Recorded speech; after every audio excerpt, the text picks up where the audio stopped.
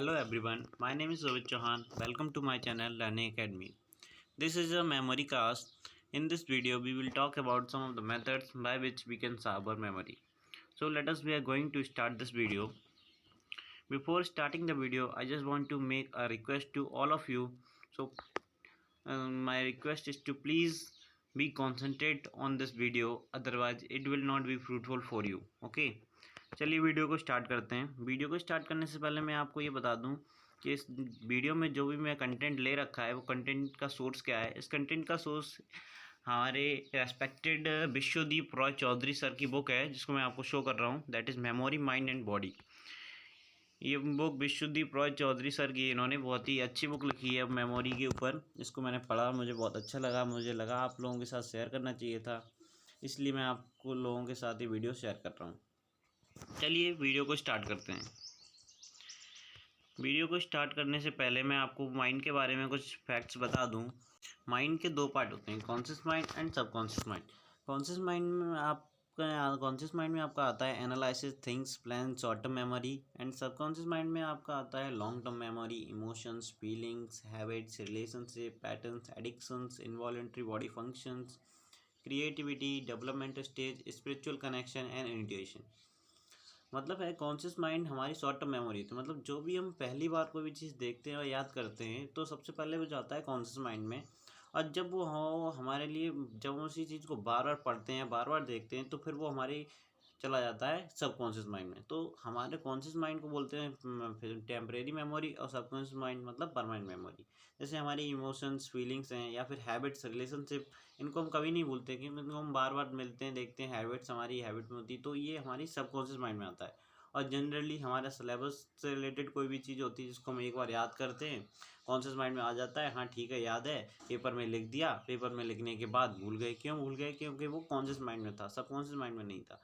तो हमारी जो भी पढ़ाई है हमें उसको कॉन्शियस माइंड में नहीं, सबकॉन्शियस माइंड में रख के करनी है। तो कॉन्शियस माइंड से सबकॉन्शियस माइंड में कैसे लेके आएंगे, इसके लिए ये वीडियो आपके लिए बहुत ही इंपॉर्टेंट है। तो प्लीज़ इस वीडियो को एंड तक देखिएगा। चलिए वीडियो को स्टार्ट करते हैं।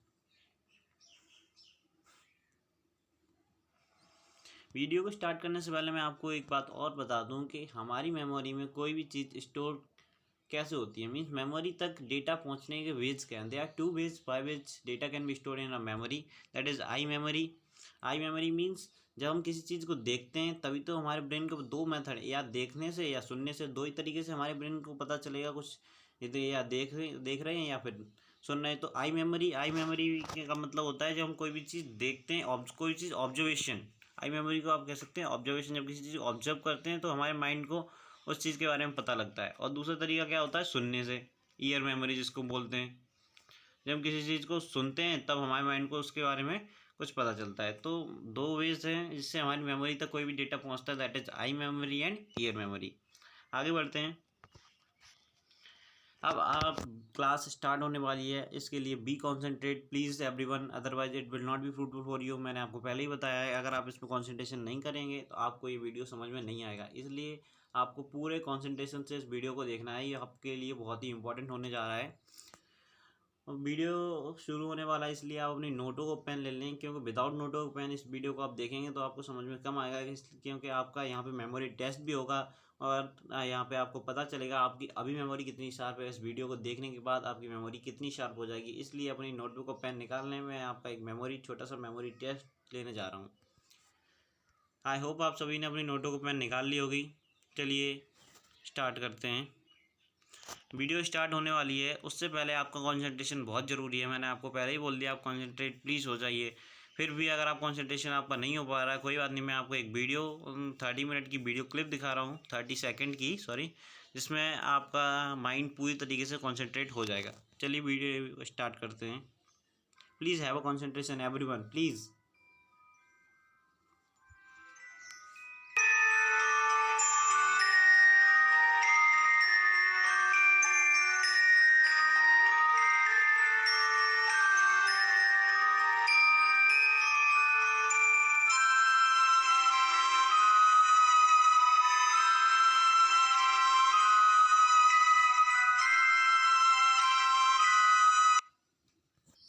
आई होप आप सभी ने इस वीडियो पे कॉन्सेंट्रेट किया होगा। अब आपका दिमाग पूरी तरीके से कॉन्सेंट्रेट हो चुका है। चलिए वीडियो को स्टार्ट करते हैं। चलिए स्टार्ट करते हैं। अब आपका मेमोरी टेस्ट है। आपने अपना नोटबुक और पेन तो ले लिया होगा। मेमोरी टेस्ट में कुछ नहीं है, मैं आपको कुछ ऑब्जेक्ट्स के नेम दूंगा। कुछ 30 ऑब्जेक्ट्स होंगे, उनके मैं आपको नेम दूंगा। आपको एक बार बताऊंगा, पूरी बहुत ही सिंपल डेली लाइफ के ऑब्जेक्ट्स होंगे, उनके मैं आपको नेम दूंगा। वो आप उसको पढ़ेंगे। पढ़ने के बाद फिर आपको वही ऑब्जेक्ट्स अपनी कॉपी पे लिखने हैं बिना देखे। ओके, तो ऑब्जेक्ट के नाम देखना शुरू करते हैं। पहला ऑब्जेक्ट है सोफ़ा सेट, फिर है tiger, KitKat chocolate, wow, cycle, Michael Jackson, बहुत ही ईजी है, blue bus, green apple, yellow birds, tubelight, orange snake, wow, Amrish Puri, white Tata Sumo, black rabbit, red forest, Onida TV, swimming pool, pineapple, Atal Bihari Vajpayee, mango, sweet song.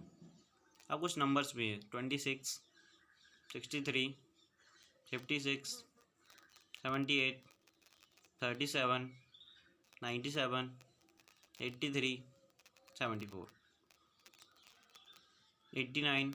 इतने सारे ये items हैं, objects कह सकते हैं आप इसे।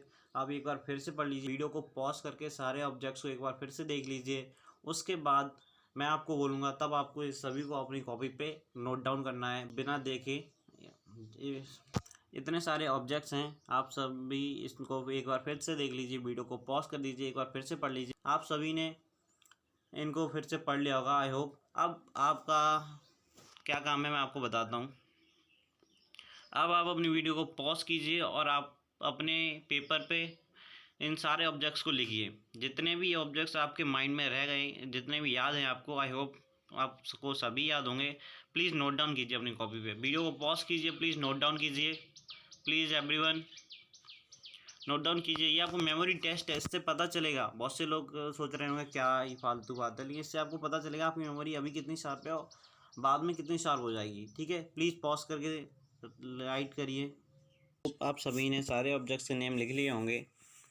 अब मैं आपको आपका रिजल्ट भी बताता हूँ। मैं यहाँ से आपको बताऊँगा आपने 30 ऑब्जेक्ट्स में से कितने ऑब्जेक्ट लिख लिए, आप अपने देखना। मैं यहाँ से बताता हूँ आपने इतने ऑब्जेक्ट लिखे हैं तो आप कितना इंटेलिजेंट हैं। ओके, तो अगर आपने लिखे हैं 25 या उससे ऊपर, 25 और above 25, it means you have a excellent memory power. अगर आपने लिखे हैं 15 से लेके 20 ऑब्जेक्ट्स के बीच में, it means you have very good memory power. या फिर अगर आपने लिखे हैं बिलो 15, इसका मतलब है अभी आपको कंसंट्रेशन की ज़रूरत है, अभी आपको अपनी मेमोरी को इम्प्रूव करने की ज़रूरत है। चलिए कोई बात नहीं, जिसने बिलो 15 लिखे हैं वो भी इस वीडियो को देखने के बाद 30 आउट ऑफ 30 लिखेगा, वो भी सीक्वेंस में लिखेगा। चलिए देखते हैं ऐसा कैसे होगा। अब मैं आपको एक स्टोरी सुनाने जा रहा हूँ। स्टोरी मैं आपको दिखाऊंगा नहीं इस वीडियो में, वो जस्ट मैं आपको सुनाऊंगा। आप अपनी आंखें बंद कर लीजिए और मेरी स्टोरी जो जो मैं बोल रहा हूँ उसको विजुलाइज कीजिए प्लीज़। इसको ये आपको करना पड़ेगा। अब मैं आपको स्टोरी सुनाने जा रहा हूँ, आप अपनी आंखें बंद कर लीजिए, क्योंकि वीडियो यहीं पे कुछ नहीं आएगा। वीडियो में सिर्फ यही लिख के आएगा इमेजिन एंड विजुलाइज। मेरी वॉइस आ रही है, आप जस्ट इसको सुनिए और विजुलाइज कीजिए। ठीक है, मैं स्टोरी स्टार्ट कर रहा हूँ। आंखें बंद कर ली आप सभी ने, विजुलाइज कीजिए। सोफ़ा सेट, एक सोफ़ा सेट पड़ा हुआ है, उस पर एक टाइगर बैठा है। टाइगर किटकैट चॉकलेट खा रहा है। किटकैट चॉकलेट खाने के बाद टाइगर साइकिल पे जा रहा था। रास्ते में माइकल जैक्सन मिला। टाइगर और माइकल जैक्सन ब्लू बस में बैठे। ब्लू बस की हर सीट पे ग्रीन एप्पल रखा था। ग्रीन एप्पल में से एक एक येलो बर्ड निकली। येलो बर्ड निकल के ट्यूबलाइट पे बैठ गई जाके। ट्यूबलाइट से ऑरेंज स्नेक निकला। ऑरेंज स्नेक ने अमरीश पुरी को खाया। अमरीश पुरी को वाइट टाटा सुमो से हॉस्पिटल ले जाया गया।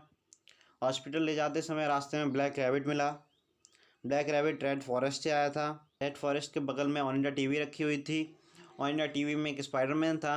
स्पाइडरमैन स्विमिंग पूल में नहा रहा था। स्विमिंग पूल में नहाने के बाद उसने पाइनएप्पल खाया। पाइनएप्पल खाने के बाद वहाँ अटल बिहारी वाजपेयी आ गए। फिर स्पाइडरमैन ने अटल बिहारी वाजपेयी ने साथ मिलके मैंगो खाया। ओके, आप सभी ने इस पूरी स्टोरी को आई होप विजुलाइज किया होगा और आपको अच्छा लगा होगा। अब आप अपनी आंखें खोल सकते हैं। अब आप अपनी आंखें खोलने के बाद अब अपनी आंखें खोलने के बाद अब इनको सारे ऑब्जेक्ट को फिर से लिखिए, अपनी कॉपी पे सब लिखिए। आई होप आप सब लिख सकते हो, सीक्वेंस लिख सकते हो। जस्ट आप याद स्टोरी को इमेजिन की थी जो आपने अभी स्टोरी, उसको याद कीजिए और सारे ऑब्जेक्ट्स को सीक्वेंस में लिखिए। Please pause the video and right it down please. I hope आप सभी ने ये सारे ऑब्जेक्ट्स लिख लिए होंगे। इसका रीज़न क्या है अब मैं आपको बताता हूँ। इसका रीज़न है इमेजिनेशन विजुलाइजेशन। जैसे मैंने आपको बताया था, जो मैंने अभी आपको ये तरीका बताया जिससे हम कोई भी चीज़ को याद कर सकते हैं, इसको बोलते हैं हम law of association. Law of association means सारी चीज़ों को एक दूसरे से एसोसिएट करके काम करें, मतलब वो उससे रिलेटेड है, वो उससे रिलेटेड है। मैंने बताया ना आपको, सोफ़ा सेट पे टाइगर बैठा हुआ है, टाइगर किटकैट चॉकलेट खा रहा है, तो मतलब एक दूसरे को रिलेट करना, इसको बोलते हैं एसोसिएशन, लॉ ऑफ एसोसिएशन बोलते हैं। इसमें हमने एक मेथड यूज़ किया जिसको बोलते हैं AIR। AIR का मतलब क्या है? Association power, imagination power and ridiculous thinking power. Association power का मतलब तो यही है, एक दूसरे से थिंग्स को रिलेट करना। इमेजिनेशन पावर का मतलब हमने इमेजिन किया, हर चीज़ को विजुलाइज किया। जब मैंने आपसे बोला सोफ़ा सेट, अगर आपने विजुलाइज किया होगा तो आपके माइंड में सोफ़ा सेट का पूरा पिक्चर आ गया होगा। फिर मैंने बोला टाइगर, तो आपके सामने टाइगर का पिक्चर आ गया होगा, मतलब आपने इमेजिन किया। और रेडिकुलस थिंकिंग पावर मीन्स उसको, रेडिकुलस थिंकिंग पावर मतलब उस स्टोरी को कुछ ऐसा बनाओ ताकि वो याद रहे, आपके लिए कुछ हंसी की तरह बने जिससे आपको वो याद रहे। तो रेडिकुलस थिंकिंग पावर, इस चीज़ का हमने इसमें यूज किया। तो आपको बहुत अच्छा लगा होगा जब आपने सारे ऑब्जेक्ट्स लिख लिए होंगे। अब मैं आपको बताता हूँ कि आप सिलेबस से रिलेटेड चीज़ों को इस तरीके से कैसे रिलेट कर सकते हैं। आप सोच रहे होंगे मैंने तो ये छांट छांट के लिखे हैं ऑब्जेक्ट, मतलब मैंने ये पर्टिकुलर वही लिखे हैं जिससे मेरी स्टोरी बन सकती है। ऐसा कुछ नहीं है, आप हर चीज़ की स्टोरी बना सकते हैं। अब मैं आपको बताता हूँ कि आपको सिलेबस से रिलेटेड जो चीज़ होती हैं उसकी स्टोरी कैसे बना सकते हैं। जैसे wavelength and frequency of electromagnetic radiation. Line spectrum में क्या होता है, लोगों को याद नहीं होता है सीक्वेंस कैसे, कौन सी वेव्स पहले आती हैं, फिर कौन सी आती हैं, फिर कौन सी आती हैं। 11th क्लास में है ये, तो उसको याद करने का मैं आपको एक बेस्ट तरीका बताता हूँ जिससे आपको समझ में आ जाएगा कि हाँ हम इसे सिलेबस में भी अप्लाई कर सकते हैं। ठीक है, तो क्या क्या होता है उसमें, वेवलेंथ इंक्रीज हो रही होगी तो फ्रीक्वेंसी डिक्रीज होगी, फ्रीक्वेंसी इंक्रीज हो रही होगी तो वेवलेंथ डिक्रीज, वेवलेंथ इंक्रीज हो रही होगी तो फ्रीक्वेंसी डिक्रीज होगी, और फ्रीक्वेंसी इंक्रीज हो रही होगी तो वेवलेंथ डिक्रीज होगी। इतना तो आप जानते ही होंगे। अब या तो ये वेवलेंथ इंक्रीजिंग में है या फिर फ्रीक्वेंसी इंक्रीजिंग, वो आप देख लेना, बट ये सीक्वेंस में है। ठीक है, तो सबसे पहले है रेडियो वेव्स, फिर है माइक्रोवेव्स, फिर है इंफ्रारेड, फिर हैं विजिबल लाइट, फिर अल्ट्रावायलेट रेज, फिर एक्स रेज, फिर गामा रेज, फिर कॉस्मिक रेज। अब ये सीक्वेंस से सारी लाइन स्पेक्ट्रम की रेज हैं, रेडियो वेव्स हैं, फिर माइक्रोवेव्स है, इंफ्रारेड रेज हैं, विजिबल लाइट है, उसके बाद अल्ट्रावायलेट है, फिर एक्स रेज है, गामा रेज है, कॉस्मिक रेज। अभी इनको याद करने की मैं आपको लॉ ऑफ एसोसिएशन से इसको कैसे याद करेंगे वो मैं आपको बताने जा रहा हूँ। तो अब मैं आपको स्टोरी सुनाने जा रहा हूँ जिससे आपको ये सारी चीज़ याद हो जाएंगी स्टोरी फॉर्म में। ठीक है, विजुलाइज कीजिए प्लीज़। आपके पास एक रेडियो है, वो आपने उसको माइक्रोवेव में रखा।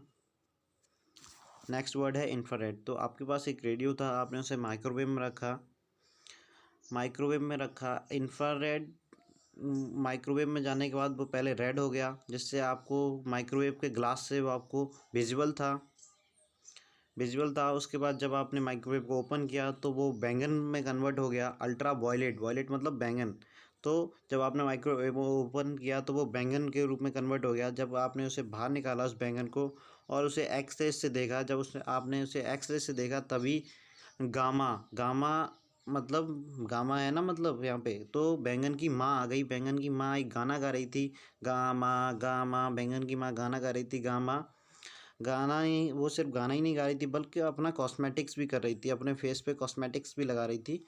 इस तरीके से आप इसको याद कर सकते हैं। अब आप देखिए इस वीडियो, अब उसके बाद आप अपनी आंखें ओपन कीजिए और सारी चीज़ को सीक्वेंस में लिखिए। आप इजीली सीक्वेंस में लिख सकते हैं, मींस फ्रीक्वेंसी इंक्रीजिंग में आप पूरे लाइन स्पेक्ट्रा को लिख सकते हैं, कौन सा पहले आता है। तो इस तरीके से आप अपने हर सिलेबस से रिलेटेड चीज़ को याद कर सकते हैं। आप अपनी रिडिकुलस स्टोरी बनाइए और उसको इमेजिन कीजिए और याद कर सकते हैं। अब मैं आपको एक एक्सरसाइज दे रहा हूँ जो आप खुद से ट्राई करना। आई होप आप सभी इसको कर सकेंगे और आपको बहुत अच्छा लगेगा करने में। English teacher, simple hero Honda bike, white crocodile, red cap, orange T shirt, Parle-G biscuit, blue car, eat washing machine, then school ground, then plastic car, walks, cold drink, aeroplane, TV, swimming pool, Shaktiman, Great Khali and pineapple. तो इतनी सारी चीज़ें, इनको आप story के form में ridiculous story बनाई ताकि आपको वो याद रहे और फिर उसको लिखने की ट्राई करें। आई होप आप सभी कर सकेंगे। अगर आपने इसका स्टोरी नहीं बना पाया तो मेरे अगले वीडियो में आपका इसका स्टोरी आप देखना। आई होप आपको मेरा वीडियो अच्छा लगा हो, और अगर आपको आगे भी मेथड्स इसके सीखने हैं तो हमारे इस चैनल को सब्सक्राइब करें, और मैं आपको आगे की वीडियो भी देता रहूँगा। अभी कई सारे चैप्टर्स हैं इस बुक के, मैं आपको लेके आऊँगा। एक होता है आपका शेप मेथड, आप शेप से किसी चीज़ को शेप से कैसे याद रखते हो। अभी तो ये लॉ ऑफ एसोसिएशन था। फिर मैं अगले वीडियो में आपको बताऊँगा कि शेप से कैसे, किसकी शेप कैसी है उससे आप कैसे याद कर सकते हैं। तो वो चीज़ मैं आपको अगली वीडियो में बताऊँगा। तो प्रैक्टिस कीजिए इसको। Thank you very much.